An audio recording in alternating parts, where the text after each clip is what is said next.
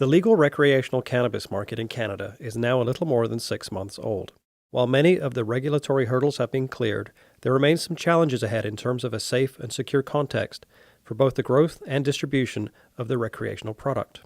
David Hyde, president of 360 Secure, was one of the first security professionals in Canada to really come to grips with these challenges. The biggest challenge, I would suggest, in terms of being able to capitalize on the industry's trajectory and have a value proposition in the area of security is grasping the context, both the regulatory context and the business context. The cannabis sector is very unique. It doesn't fit neatly into other paradigms, pharmaceutical, alcohol, tobacco. You could pick a variety of things that might be comparable, and it really doesn't fit. It's very, very unique.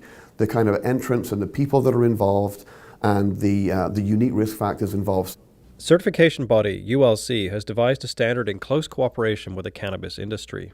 The S4400 standard is designed to provide a level of guidance to cannabis cultivators in terms of safe production. The S4400 standard was put in place just really to simplify everything for consistency. I think that was one of the things that we found, when we looked at the Cannabis Act. And when you get into all the details, sometimes you miss what the real intent was.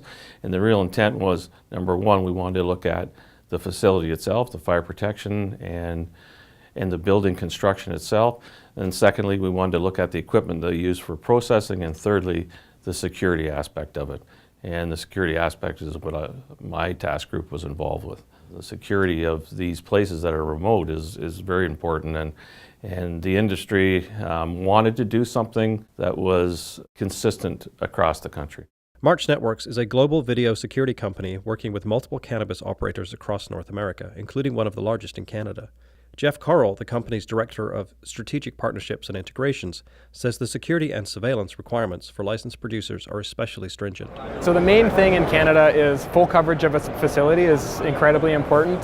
That's covered by Health Canada, as well as really long retention rates and very high quality video. So typically the challenge that a cultivator has is figuring out how to move that much data around their facility through their network and also utilize as little storage as possible. So one of the main focuses for us on the cultivator side are things like innovative compression technologies to ensure that we're using as little hard drive space as possible for recordings.